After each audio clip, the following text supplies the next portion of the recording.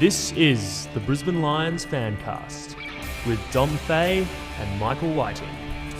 Mike, it wasn't a win, but in my opinion, a much more impressive performance on Thursday night against the Tigers. Yeah, a little bit more to get excited about, wasn't there? It's hard to say that when you fade away like the Lions did in the back end of the third quarter and the fourth quarter, but definitely some encouraging passages of play and certainly a big improvement on the previous 2 weeks against Gold Coast and Port Adelaide, I thought. Yeah, especially that third quarter, there was quite a bit of that where we seemed to be ahead, and I suppose you think if we'd taken a few of our opportunities and maybe held out a bit more. I mean, red time goals have cost us for how long now, but I think if you'd held on a little longer, you would have given us a chance, and I think in the end, a young side does just fall away in the end when the goals start piling up, and that's why the margin ended up blowing out to over 40. But I think overall it was, bar what was one of the worst first quarters of footy I think I've seen. Boy, it was horrible, wasn't it? It was not pretty. Bar that, I think there's a fair bit you can take out of that game, particularly in some of the young guys. I think Nick Robertson impressed pretty much everyone at the Gabba on Thursday night. An incredible second game by him. Tom Cutler looks very composed and skilled running off the halfback flank and setting up play. So, you know, we're finding some kids. Definitely seen something with those kids, and that's what this year's turned into, hasn't it, with all the injuries and all the bad news surrounding the likes of Dan Rich and Matty Leuenberger going out for a long time. It's forced Justin Lepich to play a lot of kids, and we have seen glimpses. We've seen and talked about Louis Taylor on this show a couple of times doing well. James Aish has been solid without probably that breakthrough game that some of the other guys, or that breakthrough moment that some of the other guys may have had, but we've talked about those guys already, and I think you're right. Nick Robertson, very good, second up. And Tom Cutler was really good, I think, like an excellent second game for him as well, of course, playing sub his first game the week before. Darcy Gardner got a tough initiation, I thought. Justin Lepich threw him a tough task in putting him on Dustin Martin. But again, that's good experience, and it's hard to cop that at the moment if you're a fan to hear that word experience. But just so many kids out there on Thursday night. I guess the wheels were going to come off at some stage, and it's a shame it happened at the back end of that third quarter when the Lions had their teeth right into that match. But that's what happened, and I guess you've got to learn from that, and they'll get a couple back this week, a few more experienced bodies, which will be a big help. Yeah, for me, it was just great to see Leper trust the kids so much to put, as you said, Gardner on Martin, but not only that, he put Robertson on Cochin. Big jobs, aren't they? Yeah, they're big jobs, and it's just putting the trust in these kids, saying, yes, you are only 18 years of age, but you're playing AFL footy now, and I'm backing you in to do a role. And I think that kind of confidence in a player, even when especially when they are a young player, means that they do often go to that next level, as those guys did prove on Thursday night. It probably fast tracks them, and I guess that's what you're looking for at this stage. You're hoping that 10 games now into kids is worth 20 or 30 in a couple of years' time. So you can fast track experience, and I think that's what's going to happen this year with the injuries to the more experienced guys.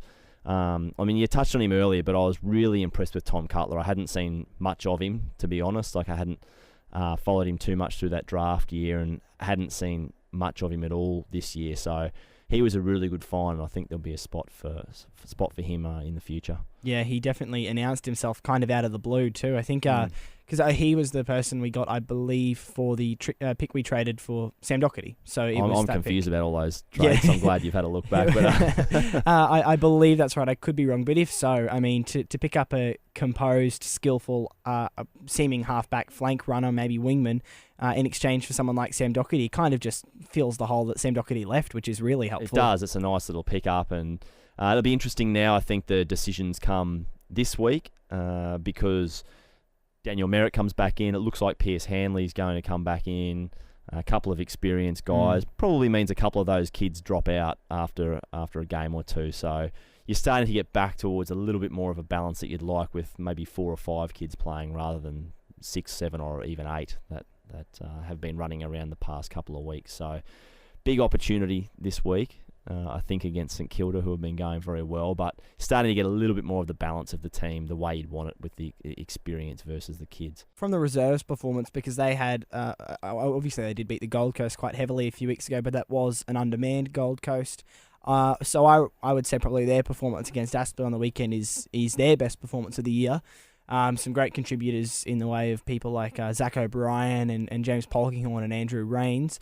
Do you reckon any of them are due for a call-up, or do you think Leper might just play it safe with the Green, Hanley and Merritt, and apart from that, leave the team pretty unchanged? I think he might play it safe this week. I think those 2 or 3 more experienced guys coming back in would be enough this week, but whether it was a rocket from someone or not, it was just nice to see those guys you mentioned there, particularly Rains and Polkinghorne, play very well in the reserves. And now it actually gives Justin Leppich something to think about, because up until now there's been almost no decision to make because there's been minimal pressure coming from the twos and particularly those experienced guys. So it's just nice to make Justin Leppich think now that these guys do want to play senior footy, and they're going to show you they want to play by performing in the reserves. So maybe one more good match each from one of or both of those guys might see them work their way back into the senior team, because there's definitely spots available, that's for sure.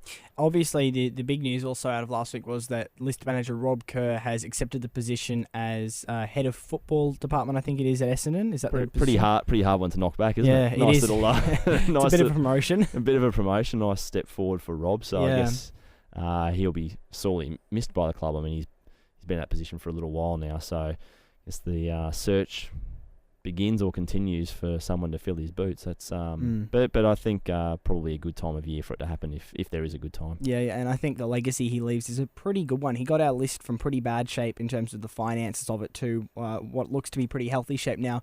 And more than that, he took us from 5 homesick players in one of the worst positions you can possibly be in as a club last season, got us some quality picks for them, and then was part of the recruitment process that has ended up with, well, so far, that Aish, Taylor, Cutler, Robertson, Gardner, players who we've seen already have shown quite a fair bit. So I think in 5, 6, 7 years' time, people will look back at Rob Kerr's handling of this whole situation and say that we were pretty lucky to have him around. I think you're right. You're right. Hindsight's going to be the judge, isn't it? It's unfortunately the way we work in the footy circles. Rather than making a call as it happens, we tend to judge things once they've passed, and we tend to judge them in hindsight. So I think you're right. Like from a bad situation at the end of last year, Rob and the recruiting team did as good a job as they could have.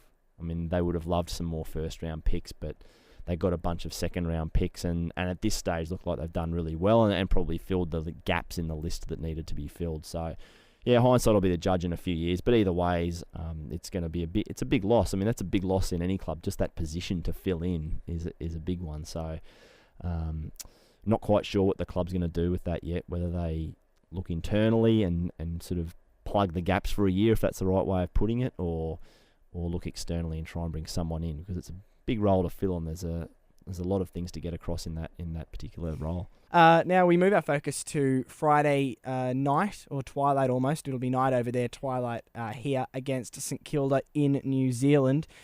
At the start of the season, I think most, including us, probably, despite where the Lions were at, would have marked this one down as a pretty safe win against the Saints. Yeah. Doesn't seem that way at the moment. Changed, hasn't it? It has a bit. Alan Richardson coming into St Kilda seems to have brought some of the fanatical run and pressure that Port Adelaide are famous for, where he was obviously last season, part of their resurgence. And, their win over Essendon was very impressive. That was terrific, wasn't it? Because I think everyone, and myself included, thought, they had a couple of softer matches at the start of the year. They played Melbourne and GWS in the first fortnight, and they won both of those, which were meritorious wins, because I think most people, again, including myself, I'm saying most people, I'll say myself, I thought at the start of the season St Kilda would be battling for the wooden spoon, and Melbourne and GWS would be in that similar bracket. So to win those two games was a great effort first up, but you couldn't read much into it.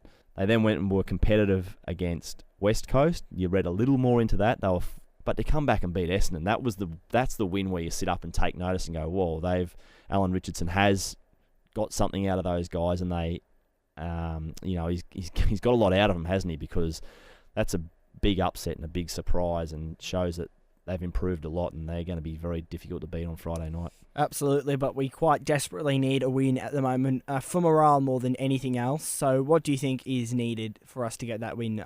Personally, I would just say I think the spread that we showed in that third quarter, second half of the second quarter, I suppose, and early third quarter on Thursday night, if we can get that attacking spread back and a bit of risk-taking, I think that will go a long way towards making it happen. That was a message in the lead-up to that Richmond game, was to take the game on and don't be afraid to make a mistake. That was the message coming out of the Lions, and obviously with a lot of kids, you're probably still afraid to make a mistake because you're new into the team and you're trying to impress and keep your spot. You don't want to turn the ball over, but the message was to take the game on and to within the game plan and within the structure, but to take the game on and be aggressive. And you're right, when they did that, we saw the results. There was 3 goals at the start of that third quarter that put the Lions in front. So I think that will be the message again.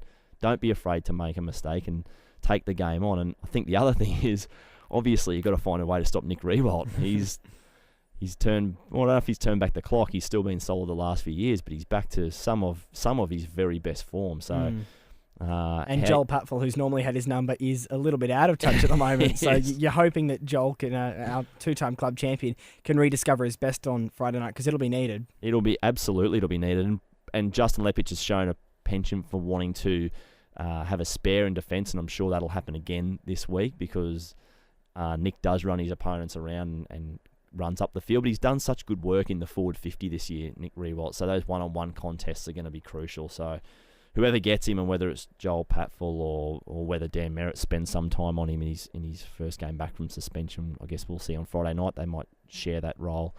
They're going to have to find a way to curtail him because it's not single-handed. He's got good supply, but as far as the scoreboard goes, he's almost single-handedly winning St Kilda these matches. So he's a crucial cog to try and stop. Yeah, I think a very interesting point on Friday night will be the resurgence of Riewoldt against the resurgence of Brown, who we didn't have time to touch on, but he was very impressive on Thursday night. Terrific. We didn't have time, but that's the best game I've seen from Jonathan Brown in a long, long time. Some of his marking was terrific across the front of a pack, diving at full stretch. Terrific to see him back to some of his best form. Absolutely. Let's hope it continues. After this, on the Fancast, we will be chatting to brilliant second-year player Sam Mays. The best way to keep track of everything Lions is to head to lions.com.au.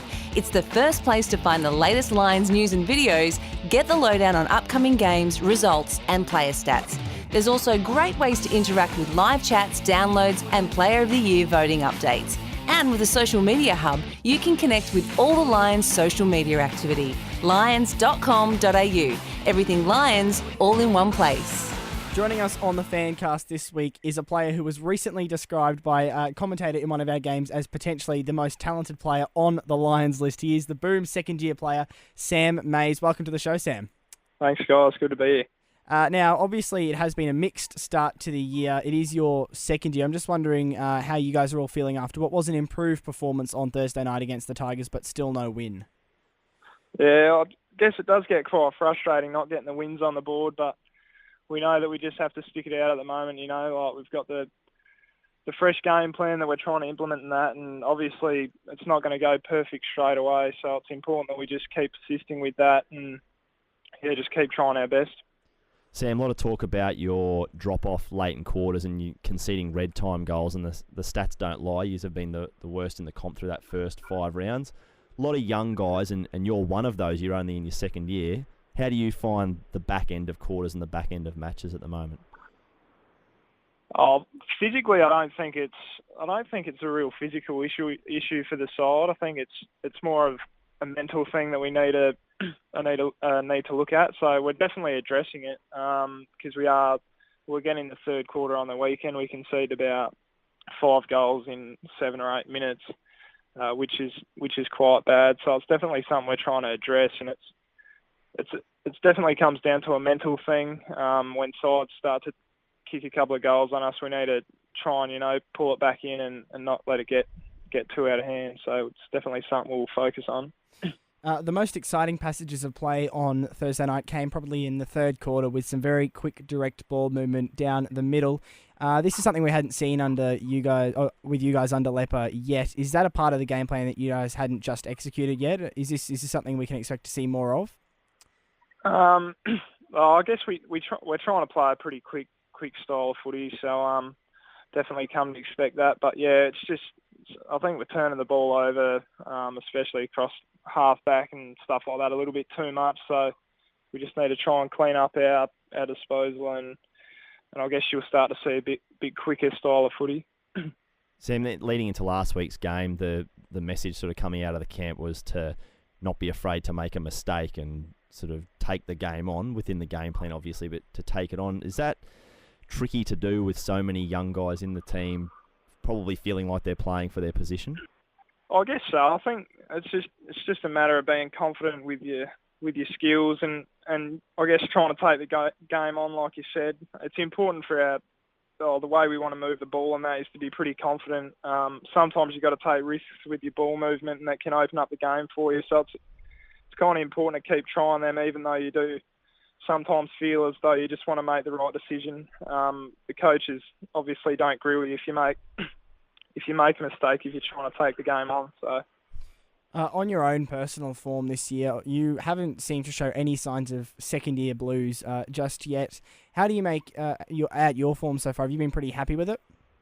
I've had quite a mixed bag. Well, I started off playing up forward there and kicked a couple of goals, which is obviously good to get on the end of a couple. Then pushed through midfield again for a couple of games and played down back last week. So for me, I think the start of this year's just been good learning. Not really too fussed about the second year blues, just trying to focus on playing roles. So wherever the coach sees me playing, I'm quite happy to play there, and I think it's definitely a good thing about a player to be able to play in a numerous amount of positions. So I don't mind learning different crafts to add to the bow, kind of thing. So would you prefer to settle down somewhere, Sam, or you I know you're happy to play anywhere in the team, obviously, but would you prefer to settle down, or is it a good education at the moment? I think it's good education. I think at some stage you might like to settle down, but while I'm still young in my second year of footy, just like to, take it all in and learn them different positions, and I think it'll help you in the long run. So obviously, the pressures of being a first-year player better than pretty much anyone. You have just come through that phase of your football career. What do you make of the form of guys like Nick Robertson and Top Cutler, who had very impressive games in just the second game for both of them on Thursday night? Have you been really impressed with them? Yeah, been really impressed with all of our first-year boys, including Aishi and Louis Taylor and even some of the blokes in the reserves like John O'Freeman and Archie Smith. Basketball background, he's been going well as well. So not only the blokes in the league side have been impressing, but the blokes in the resis also pushing for a spot as well, which is good. It's just important for them to make sure they keep enjoying themselves and just adding a bit of spark to the team, because that's what I tried to do last year. So it's always good to have the young lads trying to get everyone up and about. And how have you found that, Sam? Because you've obviously lost the first 5 games of the season. Is it difficult to keep everyone up, or is it a little bit easier because it's such a young group and I guess the enthusiasm sort of comes to the surface with younger guys?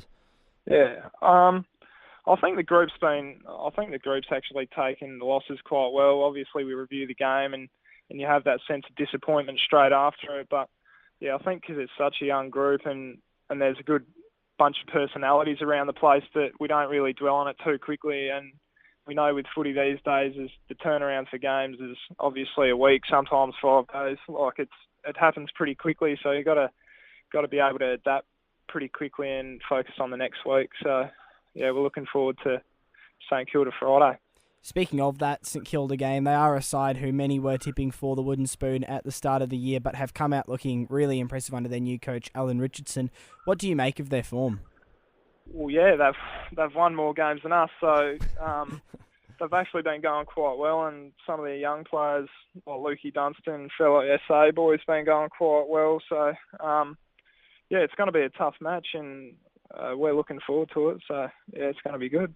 I know players say that they go into every match hoping to win and thinking they can win, but you've obviously played a lot of finalists from last year in your first 5 matches, and while St Kilda's been impressive, do you see this one as a bit more of an opportunity to crack that first win?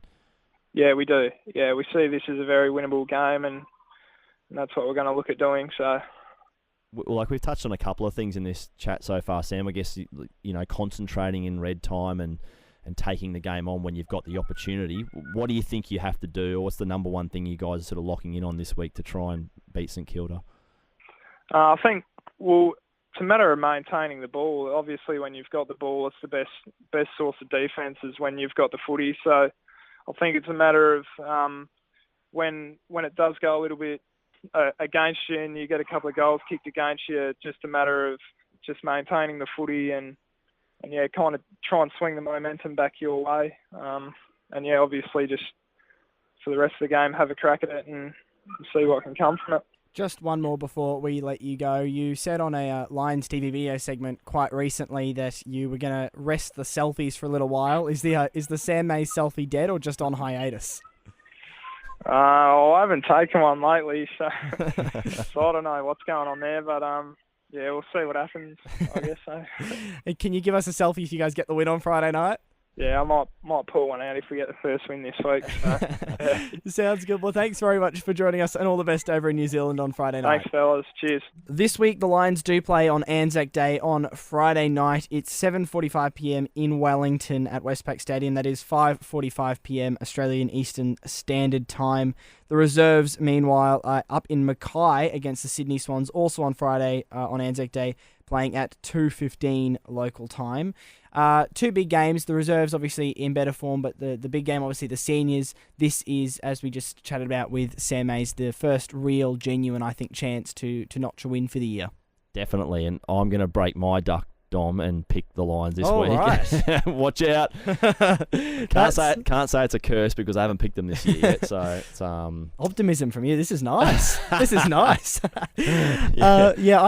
I think they do have a good chance of winning, and St Kilda has been very impressive, and we touched on that earlier in the show. But Brisbane showed enough against Richmond, and they've shown enough in earlier matches as well that their best can get the job done. So whether it's optimism or actually thinking with my head for once, I think they can get the job done. So yeah, and it'd be great to see, and it'd be great for Justin Leppich too. The poor old Lepper's had such a tough start to his tenure as coach. Yeah, it hasn't been easy for him. I think what it will come down to on Friday night will basically be the senior players. I've said this for a fair while on the Fancast that, in my opinion, yes, obviously you've got young players who are learning the system, and that will make it tough. But it has been the scratchy form of some of our senior players that has been really causing issues of late.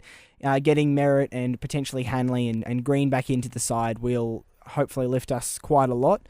And if they can add some composure, especially in red time, which has been costing us a lot, and especially in terms of stopping flows of opposition goals, I think we're up for a very good shot. And I'm also tipping us probably about 3 or 4 goals, I reckon, we'll get over the top of them. Yeah, I couldn't agree more. And I think Lepper has pointed to those senior guys in a couple of the post-match press conferences so far. So the heat is on those guys because we go on every week about the young guys that have put their hand up. We should be talking about the experienced guys putting their hands up and leading the way. And John O'Brien did that last week and led the way, but he didn't have enough mates again in that experienced core, which there wasn't many of, to be fair, but many experienced players, full stop, I mean. So it is up to them to put their hand up and lead the way, because this is a game where if the experienced guys lead the way, though, it's amazing how those young fellas follow and grow an extra leg in support. Absolutely. That game is going to be on Fox Footy, I believe 7 mate in Queensland on Friday at 5:45 Eastern Time. That is all we've got time for on the Fancast this week. We will be back next week to chat about the match and hopefully, Mike, celebrate a win. Fingers crossed.